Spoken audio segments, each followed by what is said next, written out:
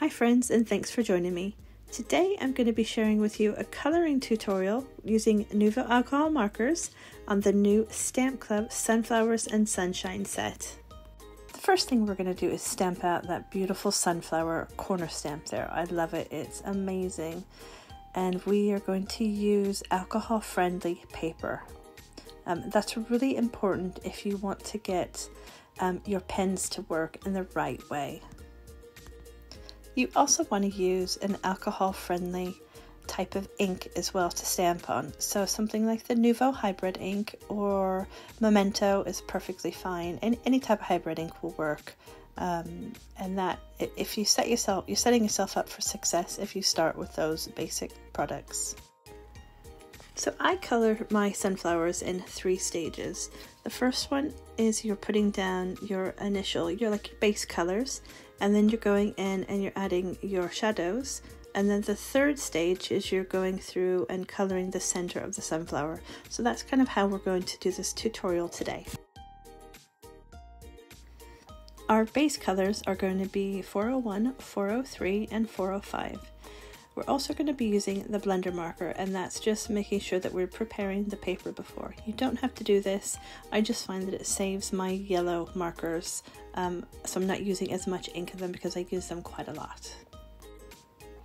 Another thing I want to mention is that these are Nuvo alcohol markers, and they work completely different to Copic markers. So if you do have Copic markers and you have the Nuvo alcohol markers, don't expect them to work in the same way. The Nuvo alcohol markers are layering markers, and so if you use the 401 for example, and then you go over it again with the second time and a third time and a fourth time, then you're going to get a deeper color shade. But what we're doing is we're using the layering technique with the 401, the 403 and the 405.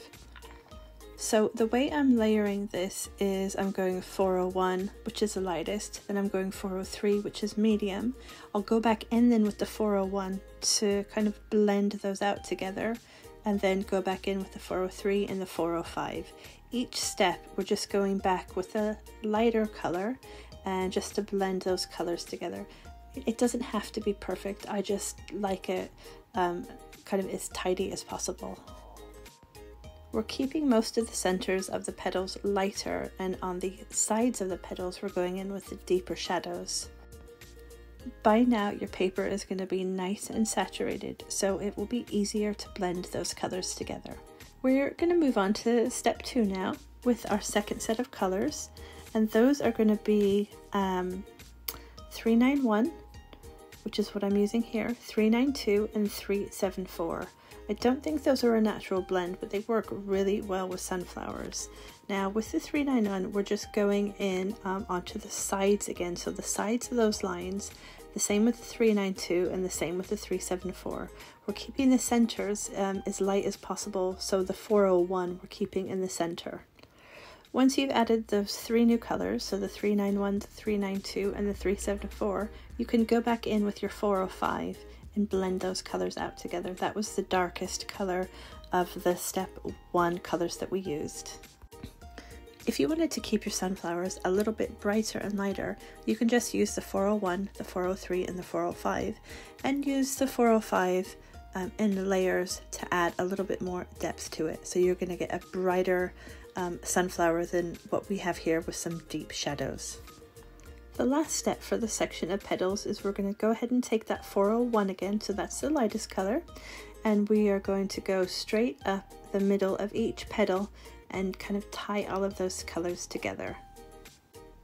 If you haven't used these markers a lot, I would recommend you taking a small piece of scrap paper and blending these colors out, and you will see what they look like when they're wet, and then you'll see what they look like when they're dry, and that will kind of give you a gauge on how dark that you want those shadows and how light that you want the highlights in your flowers.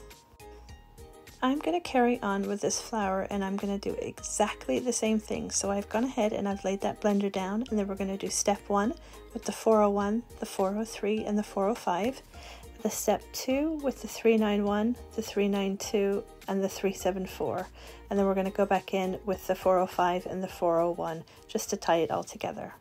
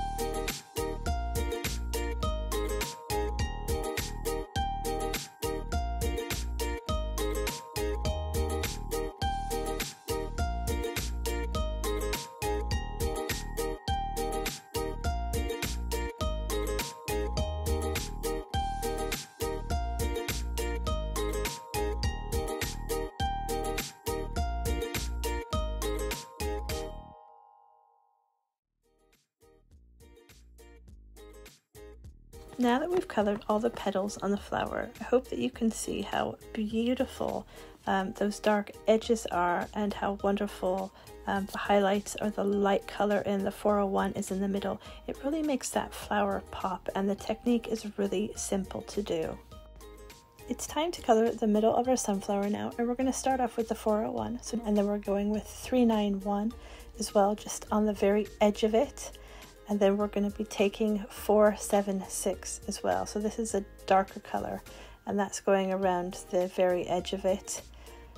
We're going to be taking 374, and that's bringing in a little bit of a coral, like a coral red. Then we're going back in with the 391, then 491 to blend it out a little bit, and then a very dark stippling effect with the 463. We're going in the middle, and then we're going around all of the edge as well. You can take the stippling out a little bit if you want into the petals, but that isn't necessary. I've then gone in with 508, which is the black, and then finishing off with some 374. You can see that in the middle there we've left that with the 401, the really bright, and I think that it makes it pop. Look at that stunning, stunning color. You can go ahead and you're going to repeat that on every single flower. So the petals are all going to be done the same way, and the middles are going to be done the same way.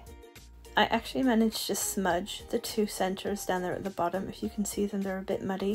We're going to fix those later, so don't worry about that.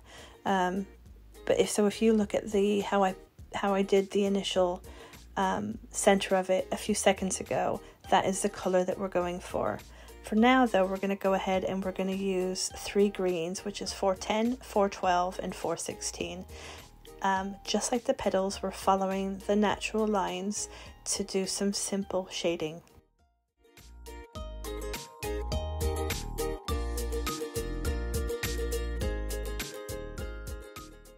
I added the 410 down for your base shade, and then we went in with the 412, then we went back on top of it with the 410, back to the 412, then the 416, then back to it, the 412 again. And that is, you're saturating your paper and you're getting those colors to layer on top of each other and to blend as much as possible.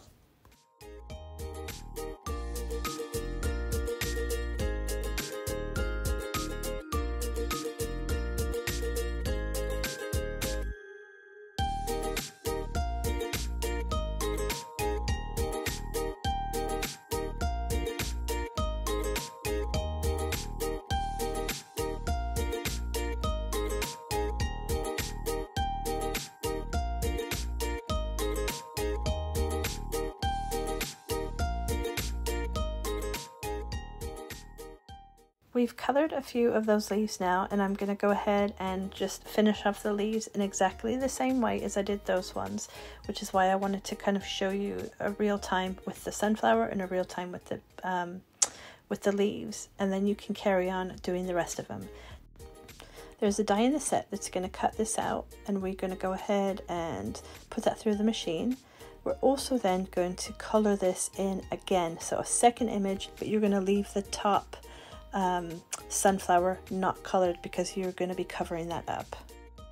Pop your images to the side, and we're going to go ahead and grab a panel that takes inks, which is 4 inches by 5 1/4 inches, and we're just going to go ahead and very quickly color in some yellow ink, any yellow ink you have. Alternatively, you could use blue, or you could even use blue and green, but I thought because we're talking sunflowers and sunshine, I thought that the yellow was perfect for it. We're just going to quickly stamp out one of the ladybirds and one of the bees. The ladybird's colored with 374 and 391, and the bee is colored with 401 and 405. So pop those little critters aside, and we're going to go ahead and heat emboss gold a couple of the sentiments in the stamp set, which says, "You are my sunshine." I really like heat embossing sentiments. I think that it just brings a different dimension into your card making, and I thought the gold goes really well with the bees and the sunflowers and kind of the sunshine theme. So this is where the fun starts, is that we're going to assemble our card. So we're grabbing all of our pieces, including that second panel that we colored. Remember me saying that you didn't want to color that top sunflower because you're going to cover it up, and also the fact that we smudged those two centers on the bottom. I think it was from this black pen. So what I've done is I've stamped them out and I've recolored them, and really it's in the same way that we did actually in the tutorial. So if you want to go back and have a look, you'll see that the colors hopefully are almost exactly the same. We want to use wet glue for the bottom image. That's because we don't want any dimension down there, and that is where the sunflower that we haven't colored in, because the top portion is going to be added on with some foam pads, and it's going to cover up that sunflower, so there really is no need to color it in at all. I guess if you wanted to quickly go over it with just like a single yellow color would be fine, but I actually didn't think that it was necessary at all because you don't see it. I'm still not sure how I did it, but clumsy girl here smudged those two centers of the flowers, so we went ahead and recolored them, fussy cut them out, and we're just putting them on top, and that's just to make sure that the whole card is kind of a little bit more symmetrical. I don't want any smudges on my cards. We're just quickly adding the bee and the little ladybird, and then we're going in with some white ink and then some black ink to finish off the overall look of the card. Once that's dry, you just make sure that you leave it completely to dry as well, because otherwise you're going to get smudges on it. Trust me, I know this. Cut out those sentiments to size, pop them on some foam pads, and stick them to your panel to finish. In true fashion, my camera stopped recording, and so you missed me popping this panel onto an A2 dark green card base. I had so much fun making this card today, and I hope that you enjoyed my tutorial. If you have, let me know by giving me a thumbs up and leaving me a comment. Hit that subscribe button and accept all the notifications so you will know every time that I bring out a new tutorial. Have a great day, everybody. I hope you love this stamp set as much as I have, and I'll see you soon. Take care and happy crafting.